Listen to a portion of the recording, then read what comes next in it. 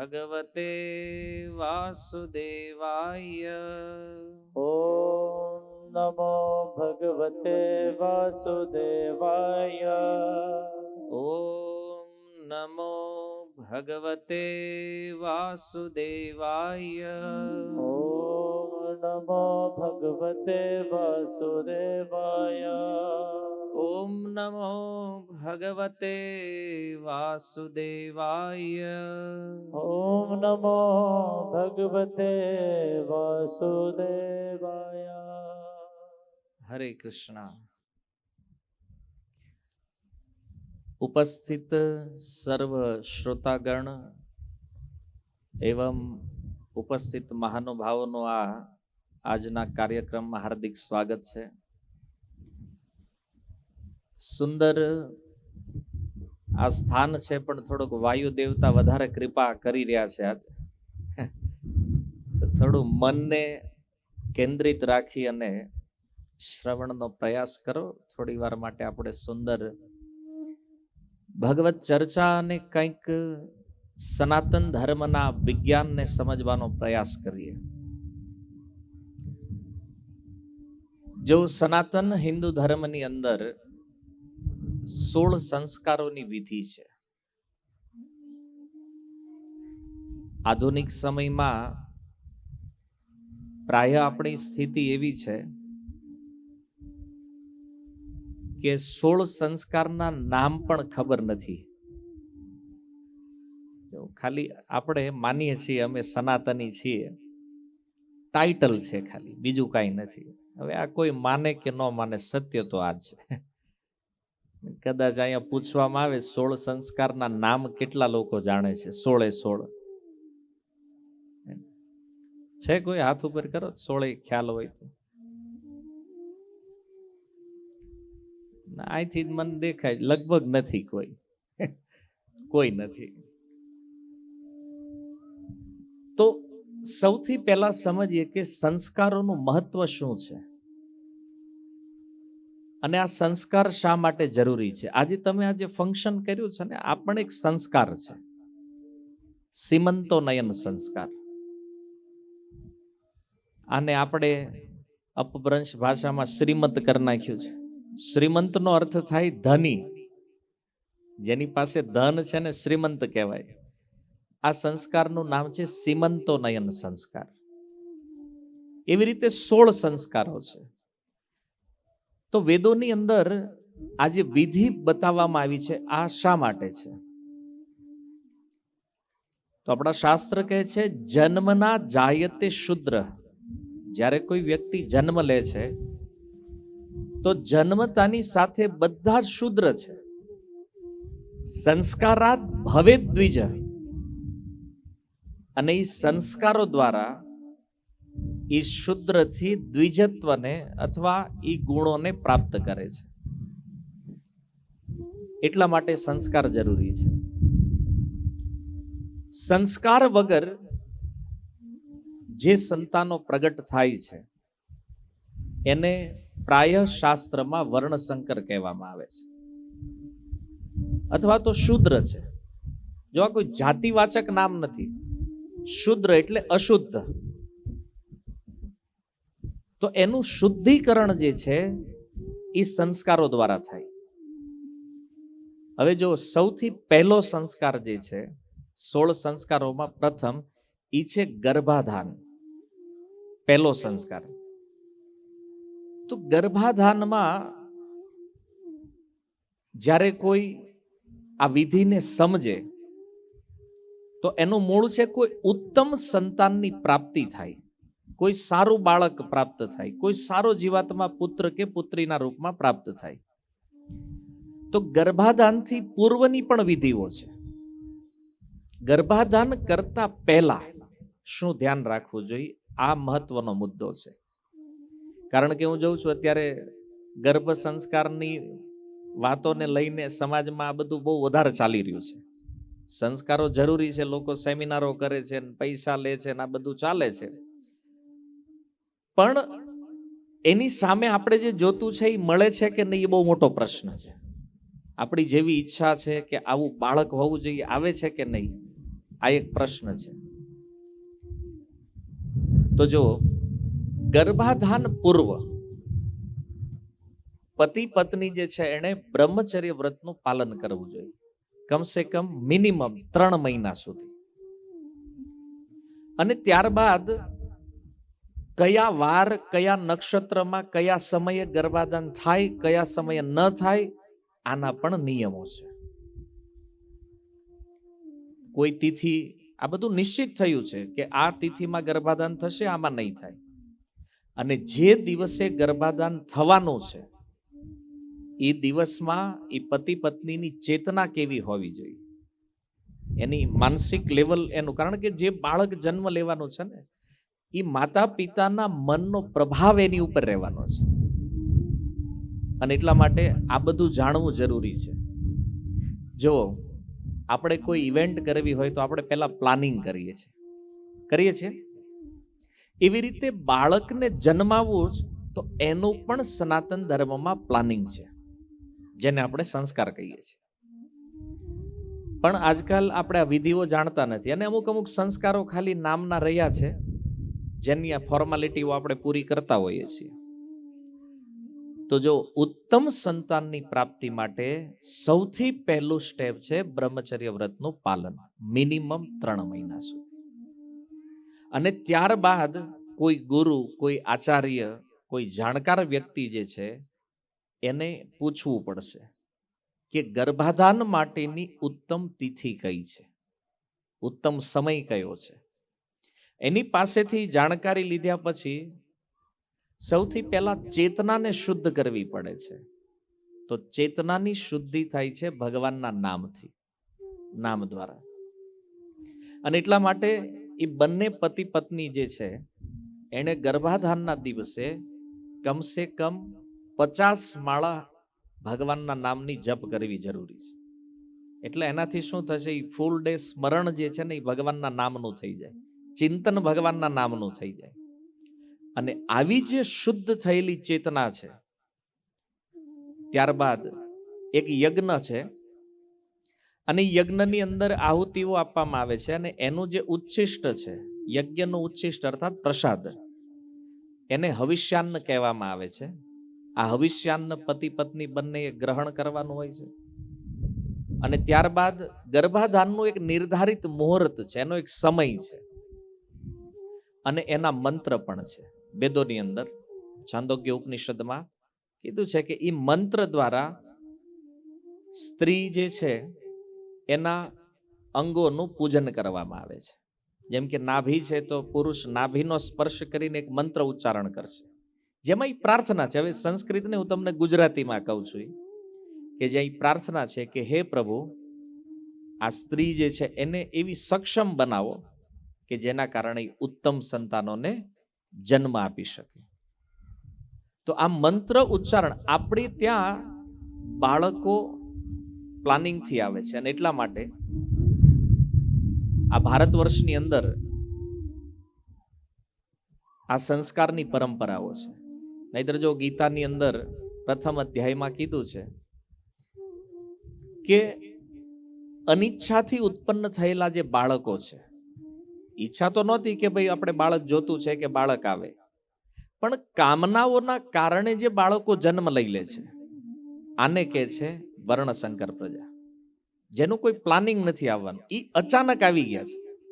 માતા પિતાની ઈચ્છા નહોતી પણ આવ્યા છે આ વર્ણશંકર. અને તમને એવું લાગે કે ભાઈ એમાં શું વાંધો છે, કદાચ આવી ગયા તો એનાથી તકલીફ શું થાય? જુઓ, તકલીફ એ છે કે આ વર્ણશંકર સંતાનોનું કાર્ય છે કુળ ધર્મનો નાશ કરવો. કુળ ધર્મ માને કુળની જે ચાલતી આવતી પરંપરાઓ છે. તમે ભગવદ્ ગીતાના પહેલા અધ્યાયના 40 નંબરથી લઈને 42 નંબર શ્લોકોમાં જોશો તો એમાં એ કીધું છે કે આ વર્ણશંકર સંતાનોનું કાર્ય છે લુપ્ત પિંડોદક ક્રિયા. એ પિંડદાન એટલે કે પિતૃઓને જે તર્પણ શ્રાદ્ધ ઇત્યાદિ કરવામાં આવે છે, અને ઉદક માને જે જળ આપવામાં આવે છે, તો આ સંતાનો આનો નાશ કરે છે. આને એ માનતા નથી. કેમ? કારણ કે એની ઉત્પત્તિ અધર્મથી થઈ છે, અને અધર્મથી જે બાળક ઉત્પન્ન થયું છે તો નિશ્ચિત રૂપમાં ભલે ઈ સારા પરિવારમાં દેખાતું હોય, સારા કપડામાં હોય, સોફેસ્ટિકેટેડ લાગતા હોય, પણ એ ધર્મનો નાશ કરવામાં આગળ હશે પહેલા. તો એ સમજો કે આ વર્ણસંકર છે, કારણ કે ઉત્પત્તિનો દોષ છે. તમે આપણે ખેતી કરતા હોય અને બીજ જ નબળું વાવ્યું હોય, પછી એમ કે આ પાક થયો નહીં, કેવી રીતે થાય? એમ તો બીજની બહુ મોટી મહત્તા છે. તો આ ગર્ભાધાન જે છે ને, આધાનનો અર્થ છે વાવવું અથવા રોપિત કરવું, સ્થાપિત કરવું. તો બીજમાં જો કમી રહી ગઈ તો આ કમી છેક સુધી ચાલશે આગળ. અને જો શાસ્ત્ર કહે છે કે કળિયુગમાં સંસ્કારો પ્રાય લુપ્ત થાય છે ને, એટલા માટે કલો શુદ્ર સંભવાત, કળિયુગની અંદર પ્રાય શુદ્ર આ વર્ણશંકર સંતાનો જન્મ લે છે સંસ્કારોના અભાવમાં. અને સંસ્કારોનો અભાવ શું કામ છે? કારણ કે જે પેઢી દર પેઢી આપણને આ પ્રાપ્ત થવું જોઈએ, આ કળિયુગના પ્રભાવમાં એ પરંપરાઓ લુપ્ત થતી ગઈ. જો મેં પેલા નામ પૂછ્યા તો આપણે નામ પણ નથી જાણતા, તો સંસ્કારની કેવી રીતે ખબર હોય? જો નામ જ ખબર નથી. અને ગર્ભાધાન પૂર્વની આ પ્રોસેસ બહુ મહત્વપૂર્ણ છે. તમારે સૌથી પહેલું કાઉન્સિલિંગ કોઈ ભક્તોથી કે કોઈ ગુરુઓથી, કોઈ જાણકાર વ્યક્તિથી પહેલા લેવાનું છે.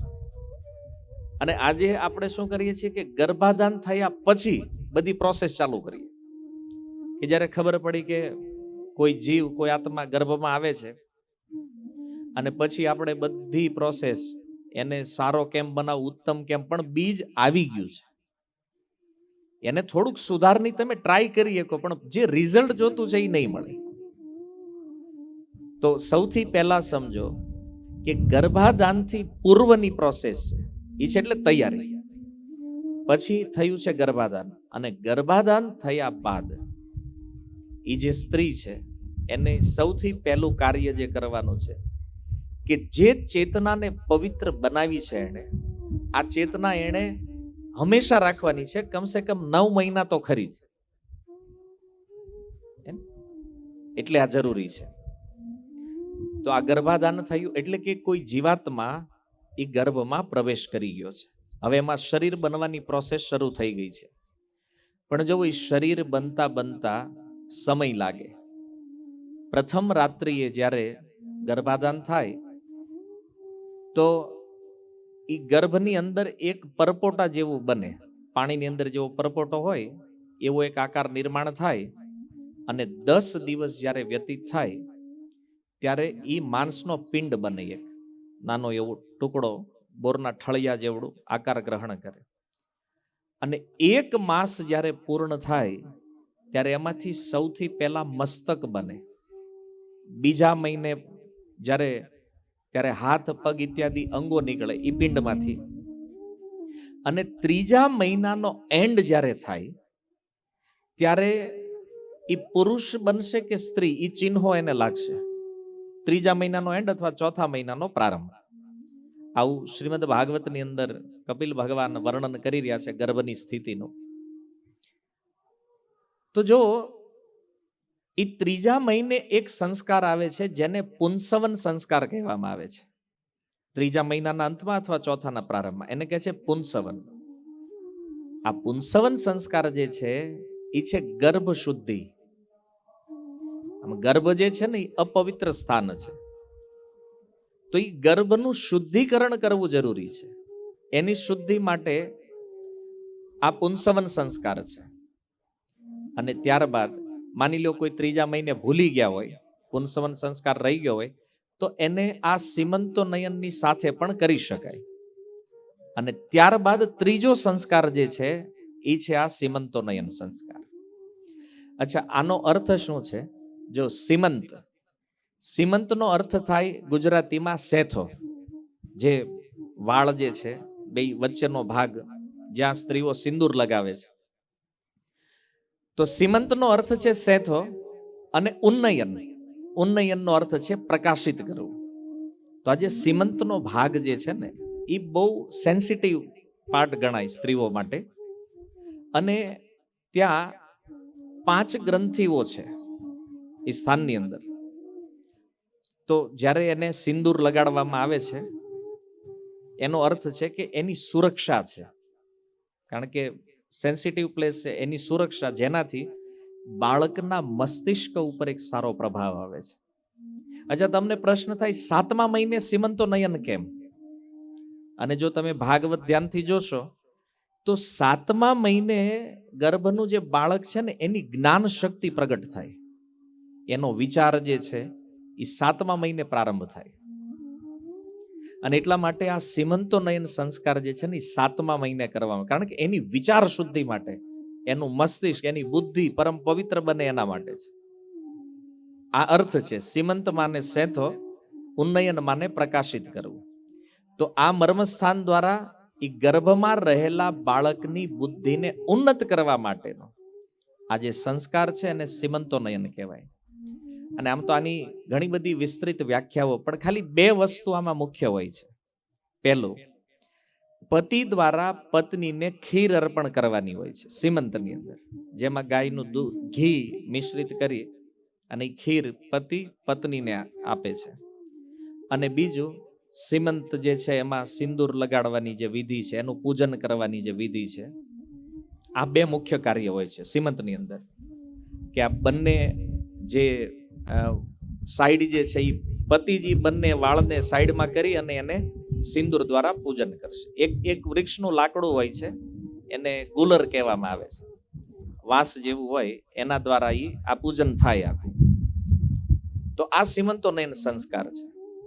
હવે મૂળ વાતમાં આપણે જવું છે, કારણ કે આ બધી તાત્વિક વાતો છે. કદાચ તમને એમ થાય કે આ બધું કઈ પલ્લે પડતું નહીં, બધું ઉપરથી જાય છે અમારે. પહેલી વાર છો ને એટલે, બાકી વારંવાર સાંભળશો તો ખબર પડશે. પણ સંસ્કારોના પ્રભાવ કેવા હોય છે, આપણે મૂળ વાત ઈ સમજવી છે. તો શાસ્ત્રના અમુક ઉદાહરણો છે જેનાથી સમજાય કે આ ગર્ભની સ્થિતિ સમયે કોઈ બાળકને આપણે કેવી રીતે પ્રભાવિત કરી શકીએ. તો જો આનું સૌથી શ્રેષ્ઠ ઉદાહરણ જે છે ને એ રામાયણની અંદર છે. રામાયણની અંદર તમે જો કે જ્યારે ભગવાન શ્રી રામ રાવણનો વધ કરી અયોધ્યામાં આવ્યા, અયોધ્યાના રાજા બન્યા, અને ત્યારબાદ સીતાજી ગર્ભવતી થયા છે. ઉત્તર રામાયણનો પ્રસંગ છે, વાલ્મીકી રીત રામાયણની અંદર. હવે સીતાજી ગર્ભવતી છે, હવે રાજાજી બન્યા છે.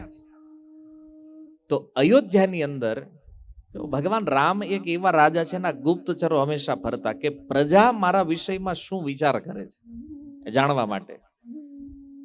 તો એક ગુપ્તચરે આવી અને સૂચના આપી. તો ભગવાન રામે બધાને અભય આપેલો છે કે કોઈ પણ વાત હોય મારા વિષયમાં તમારે કહેવાની. પણ આ એક એવી વાત હતી કે ગુપ્તચરોએ વિચાર કર્યો કેવી રીતે રજૂ કરવી ભગવાન આગળ. તો ભગવાને એને કીધું જે કાંઈ હોય તું કે, હું તને અભય દાન આપું છું.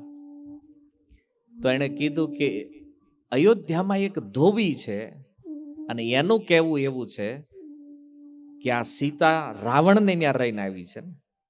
તો એની પત્ની એક રાત કંઈક બહાર રહી હશે, તો એને એવું કીધું કે હું રામ નથી કે 1 વર્ષ કોઈના રાજ્યમાં વાસ કર્યો હોય એવી સ્ત્રીને હું પુનઃ પોતાની પત્ની તરીકે સ્વીકારું. હું તારો સ્વીકાર નહીં કરું, તું આ ઘરમાં નહીં આવી. એને એની પત્નીનો ત્યાગ કરી દીધો એ ધોબીએ. અને આ વાત જ્યારે ભગવાન રામના કાને પડી ત્યારે એના મનમાં વિચાર થયો, જો બહુ સમજવા જેવો વિચાર છે, કે એક ધોબી ઈ જો મારા વિષયમાં આવું વિચારતો હોય તો વિચાર કરજો ઉપરના વર્ણના જે લોકો છે એના મનમાં શું વિચાર હશે. આ તો બહુ નીચલી કેટેગરીમાં છે. અને ઈ જો આવું સાહસ કરતો હોય બોલવાનું, એનો મતલબ પ્રજાના મનમાં કંઈક સંદેહ તો છે. અને આ સંદેહનું નિવારણ કરવા માટે ભગવાન પોતાના પ્રિય ભાઈ લક્ષ્મણજીને બોલાવે છે અને લક્ષ્મણને કહે છે, લખન સાંભળ, સીતા મને વારંવાર કહે છે કે મારે વાલ્મીકીજીના આશ્રમને જોવા છે, એ ઋષિઓના આશ્રમનું દર્શન કરવું છે. તો એક કામ કર ને, તું એને દર્શન કરાવતો આવ્યું. તો લક્ષ્મણજી કાંઈ વાંધો નહીં, બોલાઈ જાય. અને સાંભળ, જ્યારે વાલ્મીકીજીનો આશ્રમ નિકટ હોય ને ત્યારે તારે સીતાને છોડીને આવવાનું છે. તો લક્ષ્મણજી કીધું કેમ?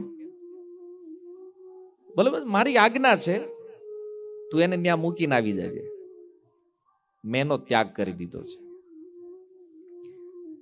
અને બીજા દિવસની સવાર લક્ષ્મણજીએ રથ તૈયાર કર્યો. હવે હૃદયમાં દુઃખ તો ઘણું છે, પણ શું કરી શકે? રથ ઉપર સવાર થયા, સીતાજીને બેસાડ્યા, અનેક ઋષિ મુનિઓના આશ્રમોનું દર્શન કરાવી અને અંતે વાલ્મીકીજીનો જે આશ્રમ છે એના નિકટ સીતાજીને રથથી ઉતારી અને લક્ષ્મણ કહે છે કે માતા, પ્રભુએ તમારો ત્યાગ કર્યો છે, હવે તમારે અયોધ્યા પાછું આવવાનું નથી. તમે જુઓ સીતાજીના મન ઉપર શું વીતી હશે એ સમયે. પણ એક વિચારણીય વાત એ છે, સીતાજીએ સાંભળ્યું કે પ્રભુએ ત્યાગ કર્યો છે, કોઈ કમ્પ્લેન નથી, પણ સીતાજીનો ભાવ એ છે કે ભલે મારો ત્યાગ કરી દીધો કાંઈ વાંધો નહીં, પણ પ્રભુ રામને જઈને એક સંદેશ કહેજો કે અયોધ્યાની જે પ્રજા છે એનું પાલન પુત્રની સમાન કરે. આ સીતાજીના શબ્દો છે. હવે જુઓ, એનો ત્યાગ થયો છે એ પ્રજાના કારણે, અને ભગવાનને જે છેલ્લો સંદેશ મોકલ્યો છે સીતાજી શું છે કે અયોધ્યાની જે પ્રજા છે એને પુત્રની સમાન પાલન કરે. એના પ્રત્યે કોઈ ભાવ ખરાબ ન થવો જોઈએ. અને જો પ્રભુ રામ રાજા છે. હવે આ પ્રસંગ જ્યારે રામાયણમાં આપણે વાંચીએ છીએ ત્યારે ઘણા લોકોના મનમાં ઘણા પ્રશ્નો થાય કે સીતાજીનો ત્યાગ હું કામ, એનો હું વાંક હતો? ભગવાન રામ રાજા છે તો એક ધોબીની વાત સાંભળીને કોઈ આ રીતે પત્નીને કાઢી મૂકે, આ તો ઉચિત નથી. આવા બધા ઘણા બધા પ્રશ્નોના જ લોકો અલગ અલગ દ્રષ્ટિકોણથી આ પ્રસંગને જોવે છે. પણ મૂળ વાત વિચાર કરો. ભગવાન રામ જાણે છે કે ગર્ભ સમયે સ્ત્રી જે વાતાવરણમાં રહે ને એવું બાળક થાય. પહેલી વાત એ છે, વાતાવરણનો પ્રભાવ જે છે એ સૌથી પહેલા એ ગર્ભ ઉપર પડે છે. એટલા માટે ગર્ભવતી સ્ત્રીઓ જે છે એને એવા સ્થાનોમાં ક્યારેય ન જવું જોઈએ કે જ્યાંથી એના ગર્ભને પ્રભાવિત કરે એવી કોઈ વાતો થતી હોય. માની લો કોઈ નિંદા કરતું હોય, આવા સ્થાનોમાં એને ક્યારેય ન બેસવું, ને કે બાળકે નિંદક થાય. એ જ સાંભળ્યું છે એને. બહુ ભીડભાડ વાળી જગ્યાઓ હોય જ્યાં અનેક અનેક પ્રકારના અનેક ચેતના વાળા લોકો, એવી સ્થાનોમાં ન જવું. એને બને ત્યાં સુધી ઘરમાં વાસ કરી અને એનું કર્તવ્ય છે પ્રતિદિન ભગવાનને પ્રણામ કરે. ઘરમાં જે મંદિરો હોય, જે ભગવાનની ઈષ્ટની પૂજા કરતા હોય એને પ્રણામ કરો. કોઈ ભગવાનના ભક્તો સાધુ સંતો ઘરે આવતો એને પ્રણામ કરાવો. ભગવાનના નામનો જપ કરે, સુંદર સત્શાસ્ત્રોનું અધ્યયન કરે, એનું વાંચન કરે. આ બધી પ્રવૃત્તિ, અને સાત્વિક આહાર ગ્રહણ કરવો જોઈએ. તો જેવો આહાર છે, કારણ કે આહારથી જ બાળકનું પોષણ થવાનું છે. તો આપણે કહેવત છે, અન્ન એવું મન. જેવો આહાર લેશું એવું એ બાળકની વૃત્તિ. તમોગુણી આહાર લેશો તો બાળકની વૃત્તિ તમોગુણી રહેશે. સાત્વિક આહાર લેશો તો એની વૃત્તિ સાત્વિક રહેશે. રજોગુણી આહાર લેશો તો વૃત્તિ રજોગુણી રહેશે. અને સૌથી મોટી ભૂલ જે સ્ત્રીઓ કરે છે આ સમયમાં એ છે અશુદ્ધ અવસ્થામાં રહેવું. પિતાના ઘરે હોય, કામકાજ તો કઈ હોય નહીં આ સ્થિતિમાં, તો એ કે હાલો હવે નાવાનું બંધ, મજા આવે 8 વાગે 10 વાગે 12 વાગે જ્યારે ઈચ્છા થાય. નહીં, ગર્ભવતી સ્ત્રીએ અશુદ્ધ અવસ્થામાં ક્યારેય ન રહેવું જોઈએ. જે સવારનું કૃત્ય છે, વહેલા જાગવું, પૂજા પાઠ કરવું, ભગવાનનું નામ જપ કરવું, શાસ્ત્ર અધ્યયન કરવું, આ પ્રવૃત્તિ જરૂરી છે. નહીતર શું થશે કે એ અશુદ્ધિનો પ્રભાવ પણ રહેશે. પણ જો આ તો ત્રેતાયુગની વાત છે, અને ભગવાન રામ જાણે છે કે સીતા જો અયોધ્યામાં રહેશે તો જે અયોધ્યાનું વાતાવરણ બન્યું છે આખું, જે ચર્ચા અવધમાં ચાલી રહી છે, આનો પ્રભાવ એની ઉપર આવશે, સાંભળશે. અને બીજું કે એના ગર્ભથી જે બાળક જન્મ લેવાનું છે, જેને ભવિષ્યમાં અયોધ્યાના રાજા બનવાનું છે, આ પ્રજાનું પાલન કરવાનું છે, તો ભગવાન રામે વિચાર કર્યો કે જે સ્ત્રીના ચરિત્ર ઉપર આંગળી ઉઠી છે અને એના બાળકો આ પ્રજાનું પાલન કેવી રીતે કરશે? હજી બાળક રાજા બની પણ જાહે તો એ અયોધ્યાની પ્રજાને સુખ નહીં આપી શકે, એનું પાલન નહીં કરી કે શું કામ? કારણ કે જ્યારે પણ પ્રજાનું પાલન કરશે ત્યારે એને યાદ આવશે કે આ ઈ પ્રજા છે જેણે મારી માતા ઉપર કલંક લગાડ્યું છે. તો ભગવાન રામ ઈ વિચાર કરે છે કે મારા જે પુત્રો છે એનો જન્મ જો અયોધ્યાથી ક્યાંક બહાર થાય તો આ દૂષણથી બચી જાય, આનો પ્રભાવ એની ઉપર ન પડે. એટલા માટે પ્રભુ રામ વિચાર કરે છે કે સીતાજીને વાલ્મીકી આશ્રમમાં જો મૂકી આવીએ તો પછી આ વસ્તુથી બચી જાય, એના ગર્ભ ઉપર આ પ્રભાવ નહીં આવે. તો જો લક્ષ્મણજી ત્યાં મૂકી અને અયોધ્યા પાછા આવ્યા અને આ બાજુ વાલ્મીકીજીએ જોયું સીતાજી અહીંયા છે, આશ્રમની અંદર લઈને આવ્યા. અને એ સમયે વાલ્મીકીજી એમને સુંદર સુંદર ભગવાનની લીલા કથાઓનું શ્રવણ કરાવે, સંભળાવે છે. અને એ બંને બાળકો લવકુશ જેના ગર્ભમાં છે, આમ તો કુશ લવ નામ છે, કુશ મોટા છે, લવ નાના છે. અને એવા સુંદર આ બંને બાળકોને તૈયાર કર્યા ગર્ભમાં. આવા અનેક પ્રસંગો તમને શાસ્ત્રમાં જોવા મળશે. તમે જો વાલ્મીકીજીએ સીતાજીને કથા સંભળાવી છે વાલ્મીકી આશ્રમમાં, પ્રતિદિન શાસ્ત્રોનું શ્રવણ કરાવે છે.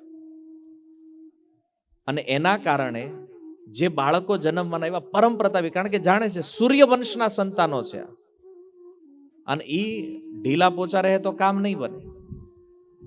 એટલા માટે એક વસ્તુ વિચારો કે વાતાવરણનો પ્રભાવ શું છે હું તમને કહું.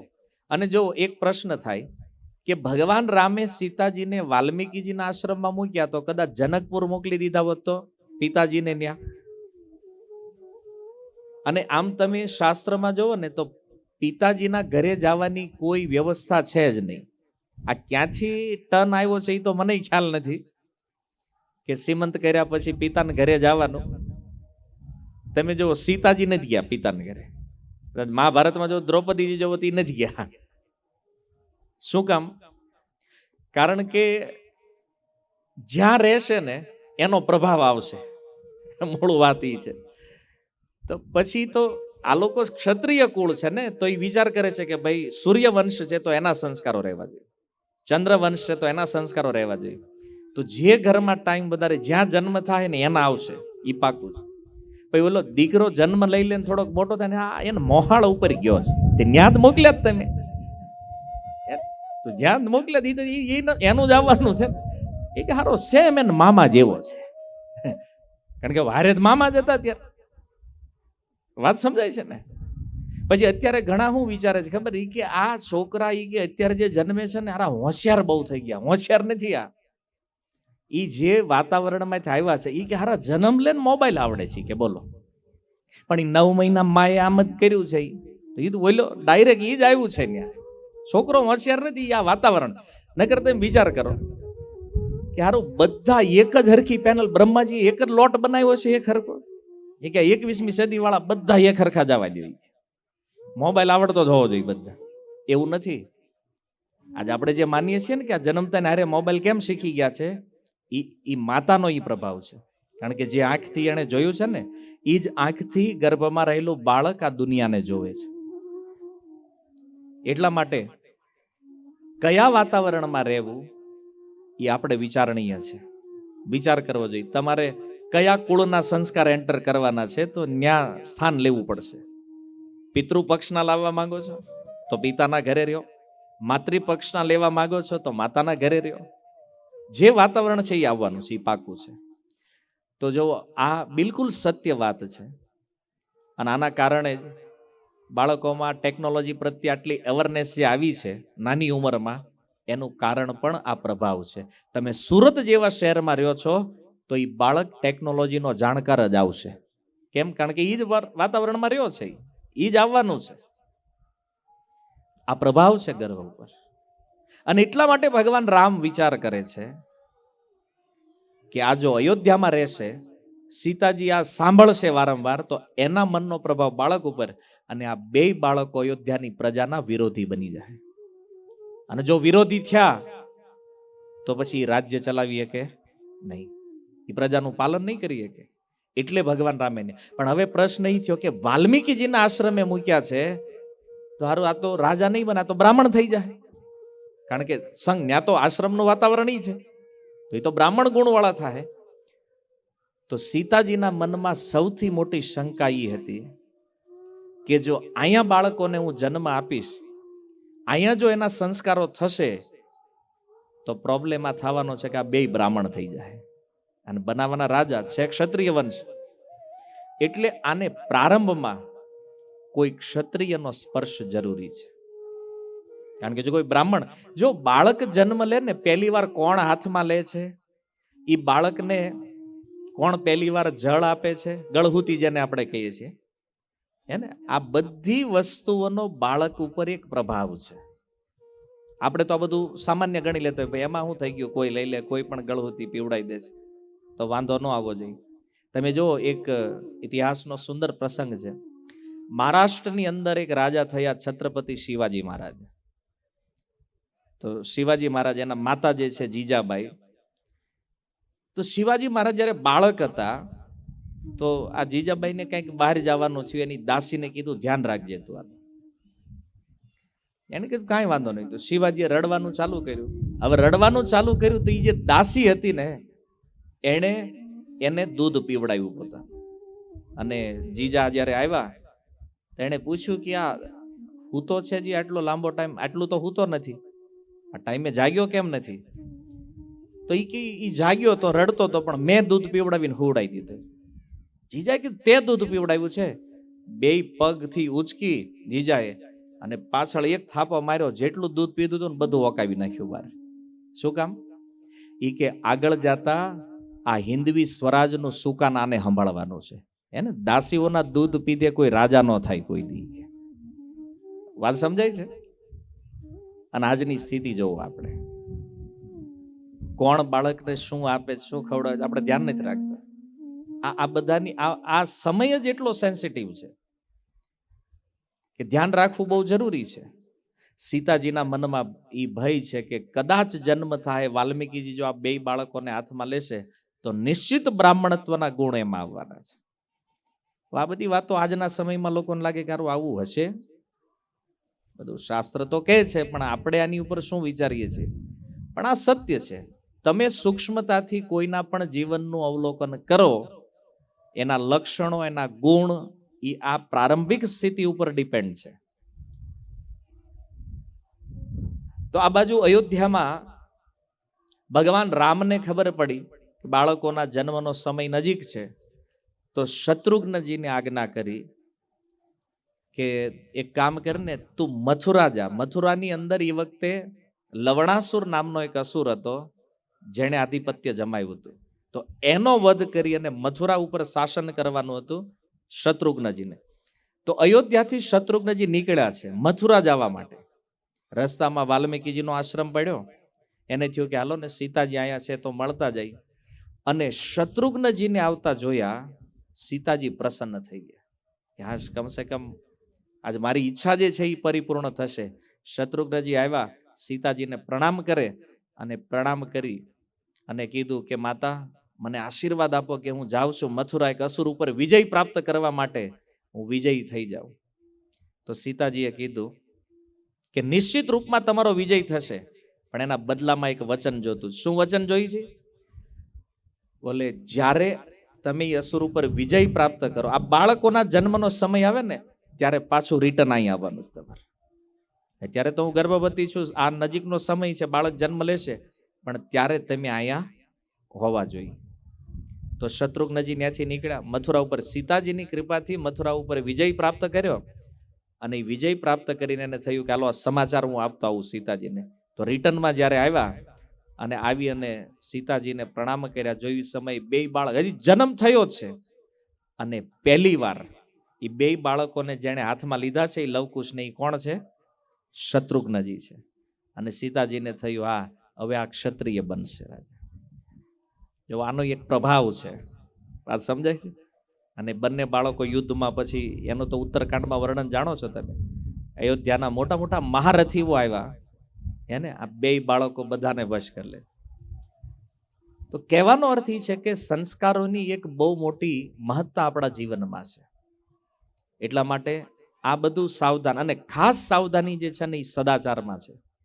આપણું આચરણ, આપણું વર્તન કેવું છે, કેવા વાતાવરણમાં આપણે રહીએ છીએ, આ બહુ જરૂરી છે. શું ખાવું, શું ન ખાવું, એ પણ બહુ મહત્વપૂર્ણ વિષય. અને સૌથી સારું છે ભગવાનની કથાઓને સાંભળવી, એ શાસ્ત્રોને વાંચવા અને ભગવાનનું નામ જપ. આ 3 કાર્ય કમ્પલસરી થવું જરૂરી છે. તો આનો ગર્ભ ઉપર બહુ એક સારો પ્રભાવ રહે છે.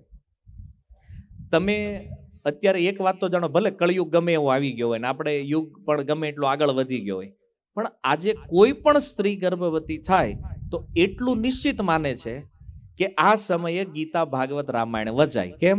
તો છોકરો સંસ્કારી થાય. માનો છો? માનો છો કે ગીતા, ભાગવત, રામાયણ વાંચવાથી ગર્ભનું બાળક સંસ્કારી થાય? તો તમને એ વિચાર નથી આવતો કે આપણે કાયમ વાંચવી તો આપણે સુધરી જવું? હા, 9 મહિના વાંચે પછી બંધ, પછી કે હવે જરૂર નથી, હવે દીકરો જન્મી ગયો છે, વાર્તા પૂરી, હવે આ તો હાલો જન્મ થઈ ગયો છે, બરાબર. પછી હવે તે વાંચ્યું ગીતા, ભાગવત, રામાયણ એટલે ઓલો જાહે ક્યાં? મંદિર. કારણ કે તમે ઈદ વાંચ્યું છે ને, તો બાળક જાહે મંદિર, અને મંદિરે જાય ને પછી એને ધોકાવે, હે ને? હારું, નિશાળે જતો નથી ને અહીંયા જાય છે ને, કે સત્સંગમાં જાય, જ્ઞાન જમનું આ કરી પહેલા, પણ હવે તમે ઓલા સંસ્કાર જ નાખ્યા. એમ 9 મહિના ગર્ભમાં આ ગીતા, ભાગવત વાંચ્યો, એને ભગવાન પ્રતિ વાળ્યો છે તમે, અને હવે પાછા રોકો છો, ત્યાં જવાનું નથી. જો સ્થિતિ કેટલી વિચિત્ર છે. માતાને વિશ્વાસ છે કે આ ગ્રંથો મારા બાળકને સંસ્કારી બનાવશે, પણ 9 મહિના પછી વાંચવાનું બંધ કરી દે, પછી જીવનમાં લગભગ ક્યારેય આ ગ્રંથો હાથમાં લેતા નથી. આ સ્થિતિ છે. અને જો ભાગવતમાં પ્રહલાદ મહારાજની કથા છે. 5 વર્ષના એ પ્રહલાદ, એ જે ગુરુકુળમાં ભણતા, તો જ્યારે એના ગુરુજીઓ બહાર વયા જતા ને, તો પ્રહલાદ શું કરતા, એના જે બાળ મિત્રો હતા ને એને ભેગા કરી અને એને કહેતા કે જો આ સમય આપણે રમવામાં કે આમ તેમ બગાડવાની જરૂર નથી, આ જીવન મળ્યું છે ભજન કરવા માટે. ગુરુજી બહાર ગયા તો હાલો આપણે કીર્તન કરીએ, અને કીર્તન કરી અને સુંદર સુંદર ઉપદેશ આપતા એ બાળકોને. તો એકવાર એ બાળકોએ પૂછ્યું કે પ્રહલાદ, તું એક વાત કે, અમે તને કોઈ દી ગુરુકુળ બહાર જાતા જોયો નથી, બરાબર, બહારથી કોઈને અહીંયા અંદર આવતા જોયા નથી, તું આ શીખ્યો ક્યાંથી? આ પ્રશ્ન ભાગવતમાં છે, સપ્તમ સ્કંદમાં. કોઈ તને શીખવાડવા આવ્યું નથી, કારણ કે આપણે જે ભણવી છીએ બધા એક જ હરખું ભણીએ. તું બહાર ગયો નથી, કોઈ બહારથી અહીંયા આવ્યું નથી, તો તારી અંદર આ ભગવાનની ભક્તિના સંસ્કારો આવ્યા ક્યાંથી, કેવી રીતે આવ્યા? અને ત્યારે પ્રહલાદ મહારાજ કહે છે કે સાંભળો, જ્યારે મારા પિતા હિરણ્યકશિપુ તપ કરવા વયા ગયા, તપસ્યા કરવા માટે, તો દેવતાઓએ અમારા રાજ્ય ઉપર ચડાઈ કરી, અને ચડાઈ કરી અમારા રાજ્યને નષ્ટ કરી, અને મારી માતા જે છે કયાધુ, આને બંદી બનાવી લીધા. પ્રહલાદ મહારાજ કહે છે એ સમય હું માતાના ગર્ભમાં હતો, અને બંદી બનાવી અને ઇન્દ્ર એને સ્વર્ગલોક લઈ જઈ રહ્યા. અને નક્કી કર્યું કે આના ગર્ભમાં બાળક છે ને, આને મારી નાખો. શું કામ? તો પેલો હિરણ્યકશિપુ આટલો મોટો અસુર છે, એને આપણે નથી પોગી રહેતા, આ ઓરે કસુર બીજો જન્મ છે, તો કે આના ગર્ભને મારી નાખો, આને નષ્ટ કરી નાખો. તો રસ્તામાં નારદજી મળ્યા. નારદજીએ કીધું, ઇન્દ્ર શું કરે તું? બોલે આ કયા તું? હિરણ્યકશિપુની પત્ની છે, એના ગર્ભમાં એક અસુર બાળક, એ અસુરનો અંશ છે, અને તો એ અસુર જ થવાનો છે, એટલા માટે મારો વિચાર છે કે આના ગર્ભને નષ્ટ, આને મારી નાખવું. ત્યારે નારદજી કહે છે, આના ગર્ભમાં જે છે ને એ અસુર નહીં, ભગવાનનો ભક્ત છે, મહાભાગવત વ્યક્તિ છે. હવે આટલું સાંભળ્યું ઇન્દ્રએ, તો એ કયાધુની પ્રદક્ષિણા કરી. જો પ્રહલાદ ગર્ભમાં છે, પણ નારદજીથી ખબર પડી કે આ કોઈ મહાન ભક્ત છે. ઇન્દ્ર એની પરિક્રમા કરે છે, અને એને ત્યાં મૂકીને વયા ગયા. પછી કયાધુને લઈને નારદજી પોતાના આશ્રમે આવે છે. આશ્રમ ઉપર આવ્યા, અને નારદજી પ્રતિદિન કયાધુને ભગવાન વિષ્ણુની કથા સંભળાવે છે, ભગવાન નારાયણની ગાથાઓ સંભળાવે. અને હિરણ્યકશિપુ જ્યાં સુધી તપ કરે ત્યાં સુધી કયાધુ નારદજીના આશ્રમમાં અને નિત્ય ક્રમથી કથા સાંભળે છે. અને જો ભગવાનની કથા સાંભળતા સાંભળતા એ બાળક ઉપર એવો પ્રભાવ થયો પ્રહલાદ કહે છે કે હું ભગવાનનો મહાન ભક્ત બની ગયો. મારો જ્યારે જન્મ પછી કે મારી માતા ઘરે આવી અને જ્યારે મારા પિતા તપ કરીને પાછા આવ્યા, મારો જન્મ થયો. પણ જો એ નારદજી દ્વારા આપવામાં આવેલા જે સંસ્કારો, નારદજીના મુખેથી સાંભળેલી જે ભગવાન હરિની લીલાઓ, એની કથાઓ, એ આજે પણ મને યાદ છે. પણ મારી જે માં છે કયાધુ, એ ભૂલી ગયા છે. જુઓ, કથા સાંભળી જ કોણે? કયાધુ એ સાંભળી છે, એને ભૂલાઈ ગયું છે. પણ પ્રહલાદ કે હું ગર્ભમાં હતો, હું હજી ભૂલ્યો? આ ઘટના એ વિચારવાનું છે આપણે કે બહારના વાતાવરણની આપણી ઉપર જે અસર છે ને, એનાથી વિશેષ અસર કોની ઉપર થાય છે? એ બાળક ઉપર. જો પ્રહલાદે ગર્ભમાં સાંભળ્યું છે, યાદ છે. માતા બહાર લાઈવ બેઠા હતા, કયાધુની યાદ નથી, ભૂલી ગયા એ બધી વસ્તુ પછી. અને પ્રહલાદ કે એ મારા ગુરુ જે છે નારદજી, એનાથી આ બધું પ્રાપ્ત થયું છે મને. અમે ગર્ભમાં પ્રાપ્ત કર્યું છે. આ પ્રહલાદ મહારાજના શબ્દ. અને જો અભિમન્યુ, મહાભારતનો યોદ્ધા, એને પણ ઓળખો, સુભદ્રાના પુત્ર. ચક્રવ્યુહનું જ્ઞાન ભગવાન કૃષ્ણથી પ્રાપ્ત કર્યું છે. કેવી રીતે? ગર્ભમાં. આ પણ મહાભારત અને ભાગવત બંનેમાં છે કે અભિમન્યુ ગર્ભમાં છે. અને સુભદ્રાજીએ જ્યારે યુદ્ધ વિશે એક પ્રશ્ન કર્યો, એમાં ચક્રવ્યુહની વાત આવી, તો એ ચક્રવ્યુહનું વર્ણન ભગવાન કૃષ્ણ દ્વારકામાં એને સંભળાવે અને બોલો, આ અભિમન્યુ ગર્ભમાં શીખ્યો. કોઈ વ્યક્તિ વિશ્વાસ કરીએ કે કોઈ વિદ્યા તમે ગર્ભમાં શીખવી શકો છો, પણ આ શાસ્ત્ર પ્રમાણ છે કે ગર્ભની અવસ્થા કેટલી સેન્સિટિવ હોય છે. જો એ બાળક ઉપર એની અસરો કેટલી સેન્સિટિવ હોય છે. આપણને એમ થાય કે વાંધો નહીં, અંદર છે હજી કાંઈ સમજતો નથી. એ બધું બહાર આવીને જેટલું સમજે ને એની કરતા 1000 ગણું અંદર સમજે છે. એ આપણે નથી સમજતા. મોટી વાત એ છે. એ જે સમજે છે ને એ આપણને નથી સમજાતું. અને એટલા માટે જો ગર્ભના સમયે સાંભળેલી વાતો, ગર્ભના સમયે કરેલી વાતો, એટલે ગર્ભવતી સ્ત્રી હોય ક્રોધ ન કરવો જોઈએ. તમને લાગે ને બાળક શાંત સ્વભાવનું જોઈએ છે, ઈર્ષાળું નથી જોતું, નિંદાવાળું, તો આપણે પણ ઈર્ષા અને નિંદા કરવાનું બંધ કરવું પડે. કારણ કે જે તમે કરવાનો છો એ જ એમાં જવાનું, ડાયરેક્ટ કોપી પેસ્ટ કરે છે એ. અને એટલે તમે સમજી શકો કે કોઈ સારા બાળકોને જન્મ આપવો હોય તો આ વિજ્ઞાન કેટલું અસરકારક છે, આ સંસ્કારો કેટલા અસરકારક છે. આ કોઈ અંધશ્રદ્ધા નથી. કોઈ પશ્ચિમના વ્યક્તિઓ કહી દે કે તમે અંધશ્રદ્ધામાં છો હજી, એટલે આપણે માની લેવાનું નહીં. આપણા ઋષિ મુનિઓનું હજારો વર્ષોથી દિવ્ય તપ દ્વારા પ્રાપ્ત થયેલું આ વિજ્ઞાન છે. આપણે ત્યાં આ પ્લાનિંગ છે બાળકોને કે તમે કેવું બાળક. જો બ્રાહ્મણ પરિવાર હોય તો એને લાગે કે અમારો દીકરો બ્રાહ્મણ સ્વભાવનો થાય, ક્ષત્રિય હોય તો વિચારે ક્ષત્રિય, વૈશ્ય હોય તો વિચારે વૈશ્ય પરિવાર. પણ આજકાલ આપણને લાગે છે કે સારું હોય બીજું ને આવે બીજા.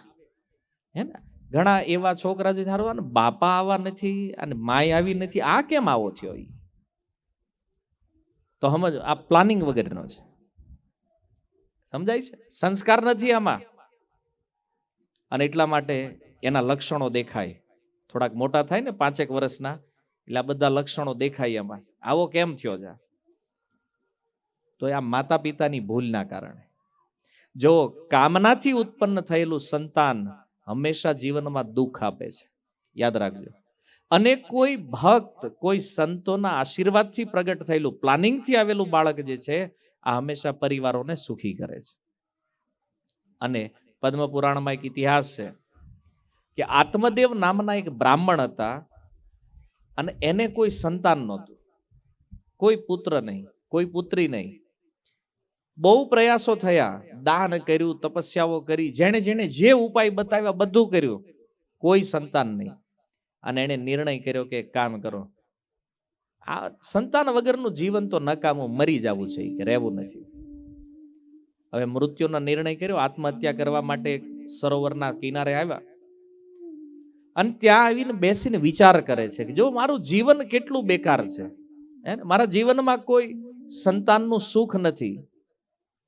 અને એ આત્મદેવે વિચાર કર્યો કે હવે તો આત્મહત્યા સિવાય મારું દુઃખ નષ્ટ થાય એમ નથી.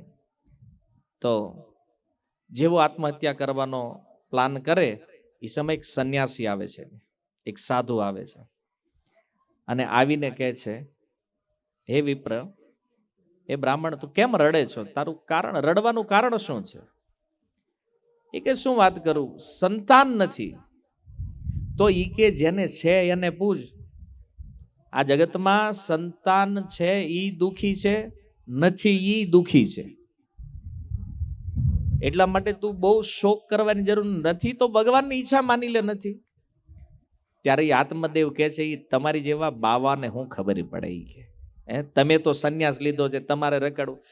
ઘરમાં પુત્ર ન હોય, અને ચાણક્ય પંડિત પણ કહે છે કે સંતાન વગરનું ઘર જે છે ને એ સ્મશાનની સમાન છે.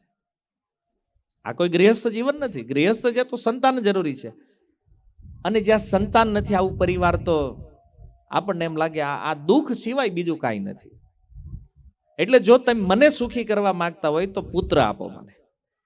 તો એલો સંન્યાસી સિદ્ધ યોગી છે, એણે એનું કપાળ જોઈને કીધું, એક જીવનમાં પુત્ર નથી આટલો દુઃખી છો, તારું ભાગ્ય કે છે આવતા 7 જન્મ સુધી તને પુત્ર નથી.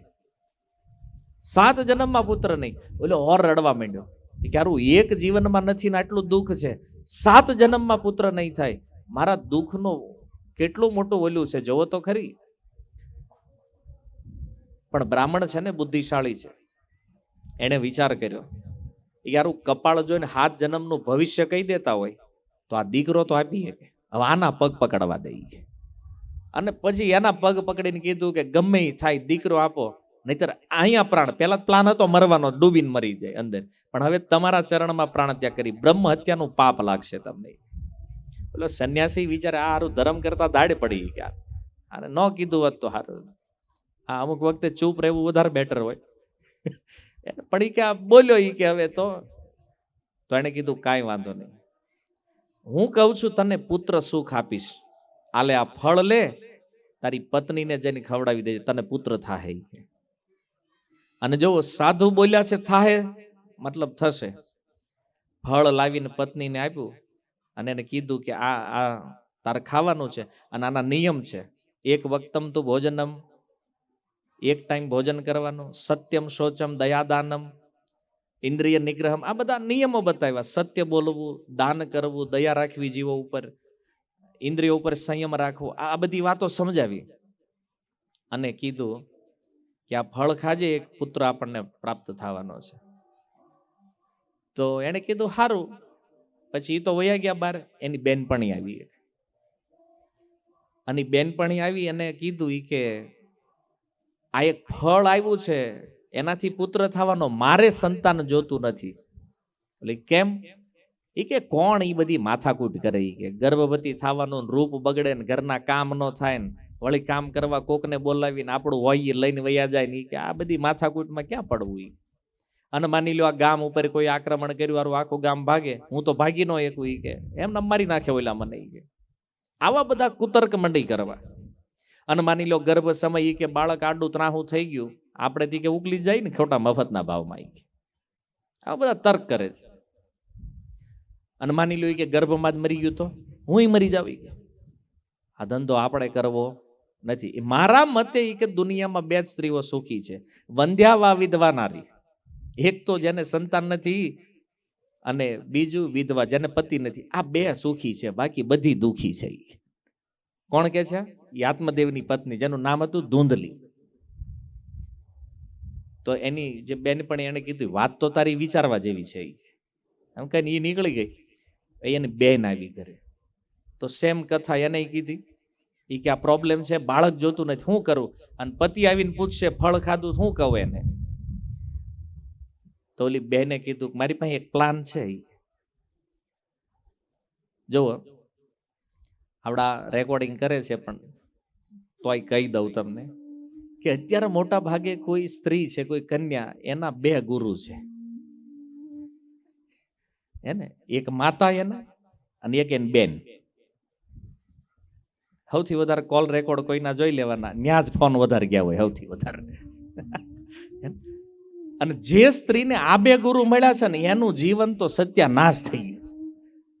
આ 2 ગુરુની કૃપા જેની ઉપર છે. એટલે હું એ નથી કહેતો કે મારે વાતું ન કરાય, કરો પ્રેમની વાતો કરો, બેન હારે વાત કરો, પ્રેમથી જે કાંઈ આનંદની વાતો હોય. પણ ઓલી જે ષડયંત્રકારી જે આ ગુરુઓ છે ને, એનાથી સાવધાન રહ્યો.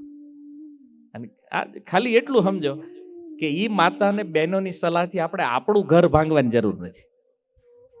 આ અત્યારે મોટા ભાગે જે છૂટાછેડા થઈ રહ્યા છે ને એનું કારણ આ છે. કેમ? કારણ કે ગુરુજીને ફોન રોજ આવતા હોય, હે ને? પતિ બિચારો ધંધે વયો જતો હોય, આખો દી કરે હું તો કે ગુરુજી હારે ચર્ચા હાલતી હોય, અને બે ગુરુની સલાહથી કેટલાય ઘર બરબાદ થઈ ગયા છે. નહીં ચાલવા દેતા. ક્યાંક પતિ પત્નીને કાંઈ વાંધો ન હોય બિચારાને, પણ ઓલા હક ન લેતા હોય અરે. અને આને ગુરુ મળ્યા, એની બેન આવી, એ કે પ્રોબ્લેમ શું છે? એ કે આ બાળક જોતું નથી અને આ ફળ લાવ્યા એટલે દેવું જ પડશે. એ કે એક કામ કરે, આપણે ડીલિંગ કરવી. શું? એ કે મારા ગર્ભમાં અત્યારે એક બાળક છે, હજી શરૂઆત છે, અને આ જે બાળક આવશે ને એ હું તને આપી દઈશ. મારે ઓલરેડી 3-4 છે દી કે મારા પતિને ધનની જરૂર છે, તારી પાસે પૈસાની તાણ ને, તું પૈસા આપી દે, હું તને બાળક આપી દઉં. તો એ કે પણ પૂછશે ગર્ભવતી નથી, હું કેવી રીતે બાળક લાવી, ક્યાંથી લાવી?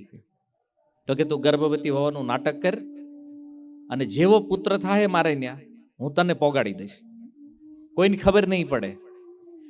પણ આ કે ઈ વાત તો સાચી, પણ આનું પાલન કોણ કરશે? આને દૂધ કોણ પીવે? હું.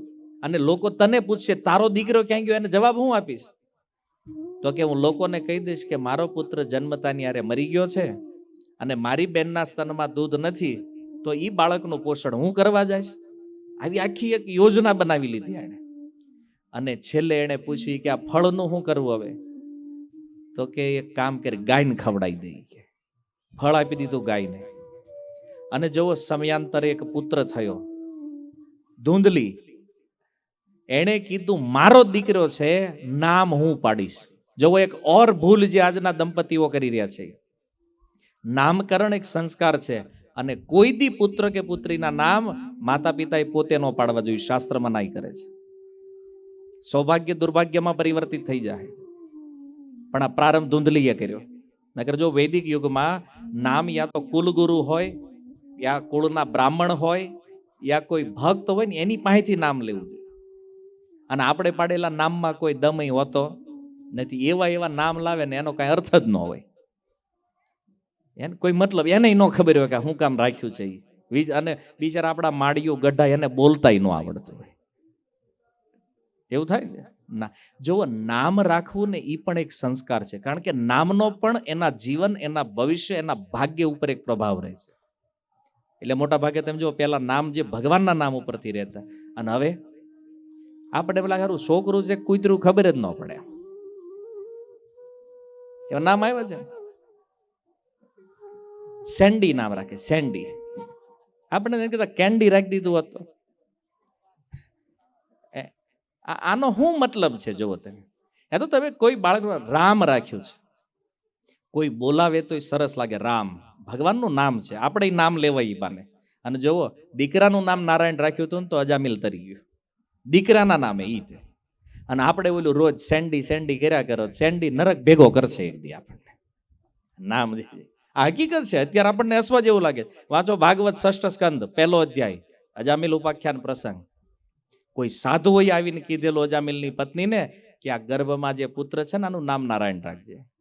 અને એને નામ રાખ્યું, અને ફાયદો શું થયો કે મૃત્યુ સમયે 3 યમરાજના દૂતો આવ્યા, અને નારાયણ રમતો હતો બાજુમાં. અજામિલે કીધું નારાયણ, અને આવ્યા 4 વિષ્ણુ પાર્ષદો. નરકથી અજામિલની રક્ષા કરી એના દીકરાના નામે. તો જો આમ તો આપણને ભજન કરવાની આદત ન હોય, મૂળય ન હોય કદાચ, કે ભક્તિ કરવી એવો, પણ દીકરાનું નામ જો ભગવાનના નામ ઉપરથી હોય ને, આમાંય ભક્તિ થઈ જાય. અજાણતા પણ નામ લેવાઈ જાય તો પણ ભગવાન આનું સારું ફળ આપે. એટલે નામ હંમેશા ભગવાનના નામ ઉપરથી રાખો સંતાનો, અને માતા પિતાએ નથી રાખવાના, પહેલી વાત. પણ આજે તો નહીં, અમારો દીકરો છે અમે જ રાખશું, અને એમાંય બાપાનું ન હાલે, એની માં. કારણ કે મોટા ભાગે આ ધૂંધલી જ હોય, હું જ રાખી જ મારો ભાઈ, તારે પેલા નથી આવ્યો ભાઈ, આખી દુનિયાને છે છોકરા, અને આપણે જ છે પેલું, રાખો તમે. અને આવા વિચિત્ર નામ લઈને આવે,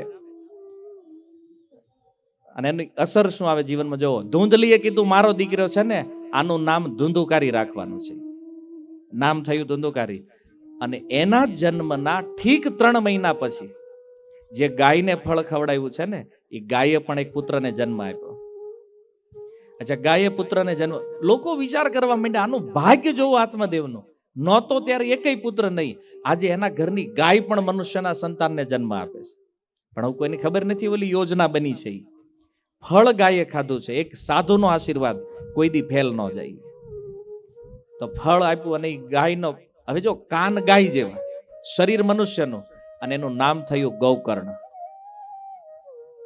અને સૂતજી લખે છે કે આ બે જ્યારે યુવાનો થયા અને બેયના લક્ષણો, એક શ્લોક એક લાઈનમાં, ગૌકર્ણો પંડિતો જ્ઞાની ધુંધુકારી મહાખલ.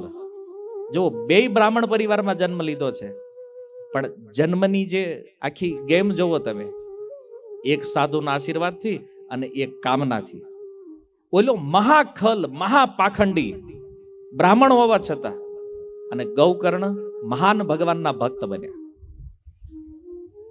અને આ ધુંધુકારી કૂતરાઓની હારે રખડવું, 22 કૂતરાની ટોળી રાખતો હારે. અને સનાતન ધર્મનો સંસ્કાર છે શુદ્ધિ. કોઈ સ્મશાનમાં પણ ગયું હોય ને આંટો મારવા, તો આવીને સ્નાન કરે ઘરે. આ આપણી પરંપરા છે. આ બ્રાહ્મણ પરિવારમાં જન્મ લઈને મળદાને સ્પર્શ થયેલું ભોજન કરવા માંડ્યો. કોઈનું મૃત્યુ થાય તારે ખીચડી રાખે છે ને, સ્મશાનમાં કોઈક મૂકીને જાય ને ઈ ખાવા માંડ્યો. આ ગમે એના બાળકોને મારી નાખવા, કૂવામાં નાખી દે. વૃદ્ધ હોય, અંધજનો હોય, આ બધાને હેરાન પરેશાન, આ બધી પ્રવૃત્તિ થઈ ધુંધુકારીની. પણ આત્મદેવે જોયું ખારું, ગમે એમ દીકરો આપણો છે ને, સહન કરી લેવું થોડું કઈ કે. અને આમ કરતા કરતા યુવાનીમાં એવું પાપ વધ્યું. જો એક દિવસ આત્મદેવને માર્યા, એને ધૂંધલીને બેયને. અને ત્યારે એના મનમાં, એના મુખેથી એક શ્લોક નીકળી ગયો કે આની કરતા તો આની માં વાંજણી હોત તો હારી હતી. તો કે ઈ હતી પેલા, આ તું પરાણે લઈને આવ્યો છો વગર પ્લાનિંગ નું, ખબર જ નથી કે આ પુત્ર મારો છે કે નથી.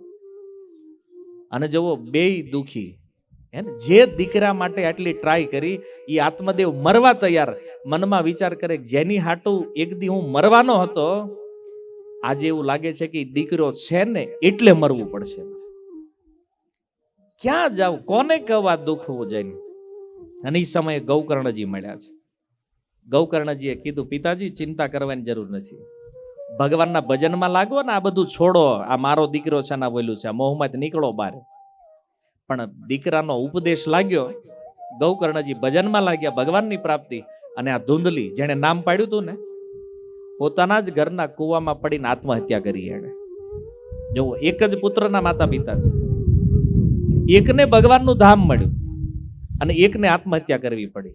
અચ્છા, આનું એક કારણ મનમાં વિચાર આવે કે ગૌકર્ણજીએ પિતાને ઉપદેશ આપ્યો, માને ન આપી શકે, ધુંધલીનો ઉદ્ધાર ન કરી શકે. પણ જોવો, બુદ્ધિની અંદર એકવાર ભ્રમ આવે એટલે સમજી લો આપણને કોઈ કાંઈ કરી શકે નહીં. આ જગતમાં કોઈ સાધુ એનો જ ઉદ્ધાર કરી શકે જેને પોતાનો ઉદ્ધાર કરવો હોય, જેને પોતાને ઈચ્છા હોય કે મારે મુક્ત થવું છે. બાકી પરાણે કોઈ દી કોઈ કાંઈ થાય નહીં. આત્મદેવને ઈચ્છા હતી કે મારું કાંઈક કલ્યાણ થાય, તો ગૌકર્ણજીનો ઉપદેશ, કારણ કે ઉપદેશ એ સાંભળે નહીં કોઈ. આજ તમે જુઓ, આ પ્રસંગ સારો છે. હવે આનો આ પ્રવચન મેં તમને કોઈક વયું ગયું હોય ત્યારે દીધું હોત તો ગંભીર થઈને સાંભળતો. આજ જે તમારે સાંભળવાનું મૂડ છે ને, એ મૂડ બદલાઈ જાય જ્યારે એ પ્રસંગ આખો એવો હોય ને ત્યારે. આજે આપણે આનંદના મૂડમાં છીએ, એટલે આમ ઠીક છે, હવે આ બધી વાતો આવે છે સાંભળી લઈએ, ગંભીરતા નથી સાંભળવાની. પણ ગંભીર કોણ હોય આમાં? જે અમુક સિરિયસ સાંભળી રહ્યા છે, એ કોણ છે? એ જે જિજ્ઞાસુ છે, જે જાણવા માંગે છે, જેને કંઈક લાગે છે જીવનમાં પરિવર્તન કરવા જેવું છે, તો એ સાંભળે. એમ આત્મદેવને થયું કે મારે મારો ઉદ્ધાર કરવો છે, તો ગૌકર્ણજીએ ઉપદેશ આપ્યો અને એ ઉપદેશ એને ગ્રહણ કર્યો, પામી ગયા. 2 શ્લોક ખાલી. પણ ધુંધલીએ એક પણ વાર આવીને ગૌકર્ણજીને નથી કીધું. આવો કોઈ ઇતિહાસ નથી કે ધુંધલીએ ગૌકર્ણજીને કીધું હોય કે બેટા કંઈક મને તો કે મારે શું કરવું જોઈએ. નહીં, જો ઓલા ધુંધુકારીએ મારી એક દિવસ ધુંધલીને, તો કૂવામાં પડીને આત્મહત્યા કરી.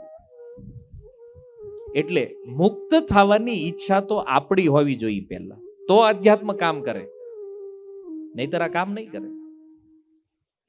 આપણે બીમાર થયા હોય પણ દવા ન પીવી તો કોઈ બચાવી શકે? નહીં થઈ શકે. તો આ રીતે જોયું, માતા પિતા બેય વયા ગયા. ઓલો પછી તો કોઈનો કંટ્રોલ ન રહ્યો, ફૂલ પાપમાં લાગ્યો. અને 5 સ્ત્રીઓએ મળીને એને જ્યારે મારી નાખ્યો, પ્રેત યોનીને પ્રાપ્ત થયો, ત્યારે ગૌકર્ણજીએ ભાગવત કરી અને એ ધુંધુકારીનો ઉદ્ધાર કર્યો. પ્રસંગ આ છે આખો. વાત મારે તમને એ સમજાવી છે કે તમે જુઓ કે જન્મના સમયે થયેલી ભૂલ એનું કેટલું મોટું પરિણામ આવ્યું કે ગૌકર્ણજી ભગવાનના ધામમાં ગયા અને આ ધુંધુકારીને પ્રેત બનવું પડ્યું. ભલે એનો ઉદ્ધાર પછીથી એણે કર્યો ભાગવત દ્વારા, પણ એક વાત છે અંતિમ કે સંસ્કારોમાં ક્યારેક ભૂલ થઈ જાય. માની લો વર્ણશંકર સંતાન જન્મ લઈ પણ લીધું, તો એના જન્મ પછી પણ એને સુધારવાનો એક માર્ગ છે અને એ છે ભગવાનનું ભજન, હરિનામ અને હરિકથા. એ ગમે એટલો બગડેલો હોય તો એને પાછો સુધારી શકે. આ એક ઓપ્શન હજી છે આપણી પાસે. માની લો પહેલા એમ થાય કરું આવું બધું ખબર નહોતી, આ તો થઈ ગયું, હવે શું કરવું એ કે, તો આ બદલાવશે. એટલા માટે આ સંસ્કારોની પણ એક મહત્તા છે. જુઓ, નામ રાખવું એ પણ એક સંસ્કાર છે. અહીંયા ઉપનયન, મુંડન, કર્ણવેદ, આ બધા અલગ અલગ, વિવાહ, આ પણ એક સંસ્કાર છે. આજ તો ગર્ભાધાનમાં કઈ ઠેકાણા નથી રહેનું કારણ શું છે ખબર? કારણ કે વિવાહ જ્યારે થાય ને ત્યારે જ એમાં અધર્મ થઈ ગયો હોય એટલો. તો વિચારો કે એના ગર્ભથી કોઈ ધર્મવાન કેવી રીતે જન્મ લઈએ. આજે વિવાહ પણ ખાલી કહેવાના છે. એક બાજુ બ્રાહ્મણો અગ્નિમાં મંત્ર આપતા હોય, ઓમ ઇન્દ્રાય સ્વાહા, અને ઓલી બાજુ કઈક ગીત વાગતા હોય હિન્દી પિક્ચર. તમને લાગે છે કે ફિલ્મી ગીતો વાગીને દેવતાઓ આવે છે તમારા વિવાહમાં? પગે નથી મૂકતા, ચપ્પલ ને બૂટ પહેરી પહેરીને એ મંડપમાં આટા મારતા હોય ઉપર, જ્યાં યજ્ઞની વેદી છે ત્યાં. કોઈ પ્રકારે સનાતન ધર્મનું સૌથી મોટું અપમાન આ લગ્નમાં થાય. આ વિવાહ જે અત્યારે થઈ રહ્યા છે ને એમાં સૌથી શ્રેષ્ઠ અપમાન ધર્મનું આયા છે. તો જો એ બે પતિ પત્નીનો સંબંધ બન્યો મૂળથી જ અધર્મ છે. તો આને પરિવર્તિત કરવું હોય તો યા તો સંસ્કાર કરી શકે યા તો ભક્તિ કરી શકે. અને આજે જોવો બ્રાહ્મણો મોટા ભાગે કોઈ કહેતાય નથી કે ચપ્પલ આમ બહાર કાઢી નાખતો ચડી જાય છે એમના ઉપર. નથી અશુદ્ધ આ કરીએ છીએ કે નહીં ભૂલો આપણે? તો જોવો, આવાહન તો દેવતાઓનું કરીએ છીએ યજ્ઞમાં આહુતિ આપીને, પણ યાદ રાખો કે આવું વાતાવરણ જે વિવાહમાં બની રહ્યું છે ને, ત્યાં ક્યારેય દેવતાઓ ઉતરતા નથી. આ એક સંસ્કાર છે જેને આપણે એક મજાક બનાવી નાખ્યું છે. ખાલી બસ હરેક જગ્યાએ એન્જોયમેન્ટ, એન્જોયમેન્ટ અને એન્જોયમેન્ટ, બીજો કોઈ વિચાર નથી વિવાહમાં. સંસ્કારની દ્રષ્ટિથી નથી જોતા આપણે. બસ ખાલી કામ પતાવવાનું છે, પતાવી દો. બધામાં આપણું એક ગુજરાતી નું હારું, ગમે પતાવી દો. અને આમ નામ કરીને જિંદગી પતાવી દીધી ને સમાજ નહીં પતાવી દીધો આખો. એમ લગ્નમાં જેને ઓલું આપણે જમણવારમાં કીધું હોય ને તારે ધ્યાન રાખવાનું છે, એને આને પતાવી દઉં ક્યારે. એને એક જ હોય કે બસ જલ્દી જમણવાર પતાવો. આવું થાય છે કે નહીં? એટલે પતાવી દેવું એ શબ્દ છે ને એને જ આપણું પતન કરી નાખ્યું છે. રોજ એ જ વિચારવાનું બધું પતાવી દો. એની પછી ધર્મ હોય, ધંધો હોય, ગમે એ હોય. તો જુઓ, આ કંઈક સંસ્કારોની નાની મોટી વાતો, શાસ્ત્રના પ્રસંગો છે જેનાથી આપણે સમજવું પડશે કે જીવનને જો સુયોગ્ય બનાવવું છે તો એનું માર્ગદર્શન શાસ્ત્રથી લેવું પડશે, સાધુ ગુરુથી લેવું પડશે. બાકી આડેધડ જીવન જીવવું, ગમે એ ખાવું, ગમે એ પીવું, ગમે એમ જીવવું, આ પશુઓનું જીવન છે, મનુષ્યનું નથી. તો જો આપણે પશુમાંથી મનુષ્ય બનવું હોય તો ધર્મને ધારણ કરી અને જીવનને સુવ્યવસ્થિત બનાવવું પડશે. તો જ આપણે આપણી આવવાવાળી પેઢીઓની સુરક્ષા કરી શકશું. બાકી વાતાવરણ ક્યારે બગડી જાય ને, શરૂઆત તો થઈ ચૂકી છે, પણ આને હજી જો કંટ્રોલ કરવો એ સમય છે આપણી પાસે. જો એક પેઢી વહી ગઈ પછી નક્કી નથી શું થશે આગળ. તો આ સુધાર, ઓલા કે ને નસલ સુધારવી હોય ને એના માટે આ સંસ્કારોની વિધિ છે. તો ભલે ગમે એ રીતે પણ આજે લોકો સીમંતો નયનમાં કંઈક વિધિ બાજુ વળ્યા છે, સારું છે. પણ મારી સલાહ એટલી છે કે કોઈ જાણકાર વ્યક્તિઓ પાસેથી જો આ કરશો તો રિઝલ્ટ 100% આવશે, જેવું તમે અપેક્ષા રાખો છો. તો આપણા શાસ્ત્રોની અંદર બધું જ છે, ખાલી ભજન કરવું એવું નથી. જીવનની તમામ ગતિવિધિઓના વિષયમાં આ શાસ્ત્ર આપણને ગાઈડ કરે છે. એટલે આનો અભ્યાસ અને આ ગીતા ભાગવત ન કેવલ બાળકના જન્મ સમય કે એના જન્મ માટે, પણ આપણી આવવાવાળી નસલ સુધરે એના માટે આ ગ્રંથોને ઘરમાં રાખો. જો તમે માનો છો કે તમે સનાતની હિન્દુ છો તો તમારા ઘરમાં 4 ગ્રંથ હોવા જોઈએ: ગીતા, ભાગવત, રામાયણ અને મહાભારત. તમે કોઈ પણ ધર્મમાં વિશ્વાસ રાખતા હોય, કોઈ પણ સંપ્રદાયોને માનતા હોય, કોઈ પણ ભગવાનના રૂપમાં તમારી શ્રદ્ધા હોય, પણ આ 4 ગ્રંથ આપણા ઘરે હોવા જરૂરી છે. સુધાર અહીંથી થવાનો છે. બગડ્યું છે ક્યાંથી તો આપણને ખ્યાલ છે, પણ સુધારવાની આ જગ્યા છે. આ રાખો, બાળકો વાંચશે, તો નિશ્ચિત રૂપમાં એ સંસ્કારી થશે, ધાર્મિક થશે, અને આપણને પણ આનંદ આવશે કે નહીં, એક સારું સુંદર પરિવાર આપણે નિર્માણ કર્યું છે. નહીતર આપણે જ દુઃખી થવું કે આ કેવું ફેમિલી બન્યું છે. આજે તો બધું સારું છે, પણ ભવિષ્ય કોઈએ જોયું નથી, ફ્યુચરમાં શું થશે. એટલે આ કરો. હરે કૃષ્ણ. શીલ પ્રભુપાદ કી. નિતાય ગૌરવ પ્રેમાનંદે.